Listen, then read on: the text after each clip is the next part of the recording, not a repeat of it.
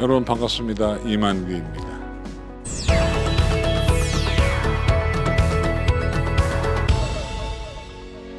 이제 막 고등학교 3학년 올라간 딸을 두고 있는 엄마입니다.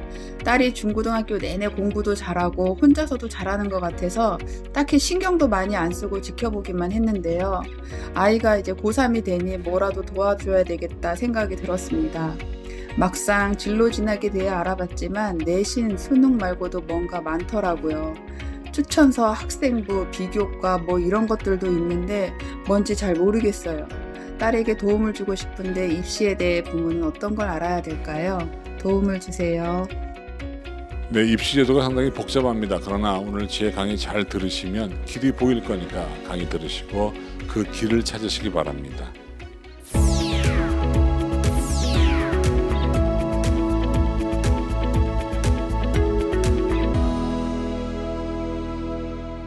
지난해 우리 사회를 강타한 문제점이 바로 뭐냐면 코로나가 되는데, 코로나가 단순하게 사회에만 영향을 끼친 것이 아니라 우리의 교육 문제에 깊이 영향을 끼치고 있습니다. 거기에 대한 진단과 대안을 알아보도록 합니다. 사실 코로나가 우리에게 가져온 가장 큰 변화는 대면 수업이 아니라 비대면 수업, 원격 수업으로 이루어졌다는 것입니다. 그런데 그 원격 수업이 문제가 있습니다. 어떤 문제는 크게 두 가지 문제가 있는데요. 한 가지 문제는 수준의 문제와 한 가지 문제는 격차의 문제입니다. 첫 번째 수준의 문제는 뭐냐면 비대면 수업이다 보니까 여러 아이들에게 정확하게 수준 맞춰 수업이 이루어지는 것이 아니라 중간에 맞춰 수업이 이루어지다 보니까 최상위 최하위를 커버하지 못하고 그 누구에게도 만족할 수 없는 수업이 이루어지게 됩니다. 그런가 하면 격차의 문제가 생겼습니다. 격차는 다른 것이 아니라 학습에 대한 학습 격차, 학업 능력에 대한 격차, 두 번째는 디지털 기기에 대한 격차, 세 번째는 도농 간의 지역에 대한 격차가 이루어졌습니다. 이런 격차 속에서 우리 아이들은, 특히 저소득층 아이들은 상당히 어려움과 고민을 갖고 수업에 임했고 수업의 결과가 별로 좋지 않습니다. 얼마 전에 나타난 사교육비 통계에도 소득 상위 계층과 하위 계층 사이에 격차가 5배라는 그 보도도 있었습니다만은 여러 가지 환경 속에서 돈이 많은 집 아이와 돈이 적은 집 아이 사이에 교육 격차가 생겼습니다. 그런데 그런 아이들을 우리가 지도할 때 일종의 가이드라인이 필요할 것 같습니다. 그런데 그 가이드라인은 약 5가지로 나뉘게 되는데요. 비대면 상황입니다. 지금 사실은 애들을 모아서 수업하는 것이 아니라 원격 수업이 이루어지기 때문에 비대면으로 이루어지다 보니까 첫 번째는 학부모의 문제입니다. 특히 이제 이번에 코로나 때문에 애들이 학교를 안 가다 보니까 어떤 문제가 생기냐면 미디어를 만지는 시간이 많아지고요. 노는 시간도 많아지고 사교육 시간도 많아집니다. 그런가 하면 빈둥빈둥거리는 아무 할 일도 없는 시간도 많아지게 되는데, 특히 소득이 적은 아이들에 있어서 미디어나 사교육 시간보다는 빈둥빈둥 노는 시간이 많아지면서 어떤 격차가 더 벌어지게 되는데, 그 중에 하나가 학부모의 학습 보조 여부. 결국 여유 있는 집 아이는 부모가 아이들의 공부를 도움되지만 그러나 그렇지 않은 집은 도움을 주지 못하게 됩니다. 두 번째는 학생과 교사 간의 소통의 문제가 생깁니다. 세 번째는 학생의 사교육 수강 여부인데, 여유가 있는 집은 사교육을 많이 시켜서 학교를 가지 않아도 충분히 교육적인 커버가 되지만 저소득층은 그런 일이 없게 됩니다. 네 번째는 학습 환경이 변했죠. 변화에 대한 적응력의 차이가 있고, 무엇보다 마지막으로 학생의 자기 주도적인 능력의 차이가 벌어지게 됩니다. 여러분 생각해 보십시오. 경제적으로 여유가 있는 집 아이와 여유가 없는 집 아이 사이에서 누가 더 자기 주도적인 능력이 뛰어나겠습니까? 학자들의 연구에 의하면 여유 있는 집 아이가, 경제적으로 좋은 집 아이가 훨씬 주도적인 능력이 뛰어나다는 통계가 있습니다. 이렇게 보면 우리 사회가 가지고 있는, 현재 코로나19 위기 속에 있는 우리 사회가 가지고 있는 가장 큰 문제는 바로 소득 수준과 가정 배경 사이에 거기서 오는 학습의 격차가 됩니다. 그러면 결국 우리 사회가 추구하는 것은 좋은 대학, 좋은 직장을 염두에 둔다고 하면 이 코로나 위기가 지속되다 보면은 사실은 그런 여러 가지 면에서 경제적인 여유가 있는 집 아이와 없는 집 아이 사이에 문제가 생기게 됩니다. 그러면 과연 우리 교육 현실은, 우리의 대학 진학은 과연 어떤 아이들에게 유리하고 어떤 아이에게 불리하게 되어 있는가? 한국의 현실과 입시를 한번 따져보겠습니다. 크게 우리가 요즘에 대학 가는 길이 네 가지 길이 있습니다. 한 가지는 크게는 수시와 정시가 있고요. 수시에는 학생부 교과전형, 학생부 종합전형, 그리고 논술, 그리고 기타 실기 전형이 있습니다. 그런데 실기는 뭐 특기라고 치니까 논외로 친다 하더라도 논술, 사교육 비중이 높습니다. 또 학생부 교과 내신입니다. 종합은 참 지난해 말이 많았죠, 그죠? 아빠 찬스다, 엄마 찬스다, 여러 가지 말이 많았기 때문에 사실은 우리 머릿속의 인식은 뭐가 있냐면 학생부 종합전형은 돈 많은 집 아이에게 유리하다, 특목고 자사고 애들에게 유리하다는 인식이 팽배해 있던 시절입니다. 그러다 보니까 현 정부의 정책은 그 학생부 종합전형의 공정성 문제를 가져오면서 정시를 확대하게 됩니다. 수능이 월등하게 비중이 커지게 되면 결국 사교육비 문제가 대두가 되기 때문에 거기 양도만 찾기로 내신의 위력도 올리게 됩니다.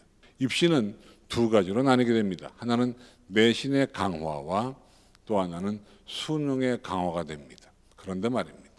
중요한 사실은 이러한 내신과 수능의 강화라고 하는 것이 사실은 앞으로 쭉 흘러가는 어떤 교육 이슈와 연관이 되어 있다는 겁니다. 오늘 현재 우리 사회에서 진행 중인 교육 이슈를 따져보면 자사고 특목고에 대한 약간의 억압 정책을 펴고 있습니다. 그와 동시에 학종을 무력화시키고 내신을 확대하면서 정시를 확대합니다. 그런데 거기에 바탕적으로 학령 인구가 무지무지하게 줄게 됩니다. 지난해와 지지난해에 약 10만 명의 인구가 줄었습니다. 학령 인구입니다. 또 2025년부터 정부가 일반고로 전환을 시키면서 동시에 고등학교도 대학처럼 학점을 신청해서 그걸 따게 되면 졸업을 하게 되는 고교 학점제를 전면적으로 실시하게 됩니다. 그런가 하면 일부 교육청에서는 외국의 교육과정, 공통교육과정인 인터내셔널 바칼로레아를 도입하는 논의를 피면서 여러 가지 소수령 문제가 이루어지고 있고요. 나아가서 2025년에 들어가는 아이들이 2028년에 시험 보게 되는데 그 입시부터는 우리 수능을 객관식 오지선다의 수능을 미래형 수능으로 소수령 수능으로 바꾸게 됩니다. 이런 일련의 변화가 이루어지는데 그 변화 속에서 사실은 본인이 정신만 똑바로 차리게 되면 무엇보다도 여러 가지 어려움 없이 입시를 치르게 되는 것이 내신과 수능입니다. 그러면 오늘의 포럼과 연관이 되어 있는 것인데요. 경제적으로 여유가 많은 친구들은 사실은 수능을 봐서 정시 모집에 가는 것이 어떻게 보면 더 유리할 수 있지만 경제적으로 어려움이 있거나 환경적으로 사회적인 배려를 받아야 되는 친구들은 내신 쪽에만 몰입을 하셔도 대학 갈 기회가 얼마든지 있습니다. 2020년 올해부터 각 대학교에 의무적으로 저소득층을 위한 고른기회 전형을 10% 이상 설치를 해줘야 됩니다. 그래서 특히 그것은 내신 위주로 학생부 교과전형 위주로 전형할 수 있도록 만들어 놓고 있습니다. 그렇기 때문에 우리 저소득층 여러분들이 또는 경제적으로 어려운 여러분들이 조금만 노력을 해서 범위가 정해져 있는 내신 쪽에 힘을 기울이면 한결 대학 갈 기회가 지금부터 넓어지게 되어 있습니다. 본인이 안 되면 지역사회나 각종 사회단체 또는 공공기관에서 운영하는 여러 가지 지원 프로그램이 있습니다. 그 프로그램들을 이용해서 본인들이 공부를 하면 크게 부담 갖지 않고도 대학을 갈 수 있다고 저는 믿고 있고 여러분에게 말씀드리고 싶습니다. 그러면 이제 정부의 정책에 의해서 공정성 강화 방안에 의해서 대학 입시가 어떻게 바뀌어 가는가. 올해 고2와 고3이 묶이게 되고 올해 고1이 따로 떨어지게 됩니다. 즉 2024년부터 또 새로운 입시가 시작이 되는데 일단 수능은요. 올해부터 선택 과목제로 바뀌게 됩니다. 국어 그리고 수학에서 선택 과목이 도입됩니다. 수능만 잘해도 대학 가는데 별 지장이 없고요. 다음 내신입니다. 내신은 이건 우리가 그런 유머가 있습니다. 내신은 내 마음속의 신처럼 섬겨라 그래서 내신이라고 그럽니다. 그 내신만 잘하면 학생부 교과전형으로 갈 기회가 상당히 많이 퍼져 있다는 점 여러분 기억하시고요. 근데 이제 동아리 활동 문제가 됐죠. 올해 고1, 고2, 고3, 고2 동아리의 위력이 많이 떨어지게 됩니다. 심지어는 올해 고1부터는 동아리 활동, 자율 동아리 활동은 대학 입시에 반영하지 않기 때문에 동아리 활동에 대한 부담이 많이 줄었다 이렇게 생각하시면 됩니다. 그다음 독서 활동. 독서 활동은 올해 고2, 고3은 책 제목과 저자만 적어내지만 올해 고1은 독서 활동 자체를 대학 입시에 반영하지 않아요. 팁을 드리면 독서 활동 안에다가 적기보다는 우리가 학생부에 보면 쇄분명의 특기사항이라고 있는데 거기다가 독서 활동 내용을 적어주는 팁을 잊지 말았으면 좋겠습니다. 아마 대부분 고등학교에서 그렇게 안내를 할 겁니다. 또 우리가 봉사활동도요. 개인 봉사는 인정하지 않도록 대책이 변하게 됩니다. 진로 활동도 마찬가지. 돈이 들어가거나 뭔가 집안의 배경에 의해서 기록됐던 사항을 제외시키면서 진로 활동도 보다 더 편안하게 바뀌었습니다. 그리고 무엇보다 큰 변화는 수상 경력입니다. 올해부터는요. 수상 경력을 한 학기당 상을 하나만 적을 수 있게 제도를 바꿨고요. 그 다음에 올해 고1부터는 아예 수상 경력은 대학 입시에 반영하지 않습니다. 그 몇십만 원 주고 써야 했던 자기소개서가 올해 고1부터는 폐지가 됩니다. 그리고 추천서는 올해 고3부터 당장 폐지가 되죠. 특기자도 굉장히 줄어요. 이렇게 보면 이게 우리 사회의 어떤 그 공정성 강화가 되면서 상당히 많은 것이 축소되고 단순화되고 있다. 그러다 보니까 담임선생님이 애를 평가하는 종합의견의 역할이 커지게 됩니다. 사교육의 온상이라고 얘기했던 소논문, 이 리포트를 일체 학생부에 기록할 수 없습니다.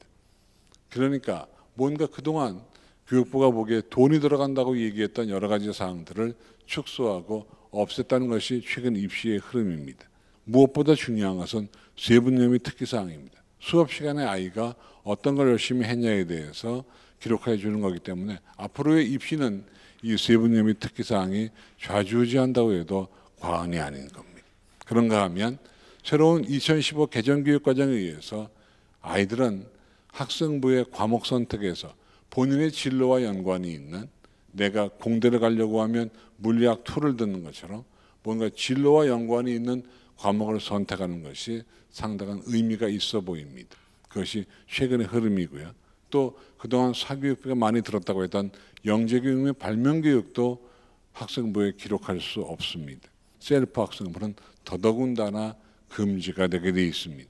법으로 처벌합니다. 각 대학들이 어려운 아이들을 10% 의무적으로 선발하는 것은 법제화되어 있습니다. 이런 여러 가지 사항을 볼 때 점점 우리 사회는 사실은 아이들에게 뭔가 도움을 주는 어려운 아이들이 스스로 공부할 수 있는 그런 기회를 많이 제공하고 있다는 것을 여러분이 알아두시고요. 개정교육과정 그리고 새로운 대입제도에 따라서 여러분이 무조건적으로 공부라는 것만이 중요한 것이 아니라 여러분 적성에 맞는 여러분이 좋아하는 여러 가지 과목을 골고루 선택해 들으면서 앞으로 또 훌륭한 사람으로 거듭나시기를 기대합니다. 예, 제가 간략하게 입시를 설명드렸는데요. 무엇보다 중요한 사실은 내신과 수능 쪽에 몰입하면 기회가 온다는 점 기억하시고 아무쪼록 좋은 결과 있으시기를 기대하겠습니다.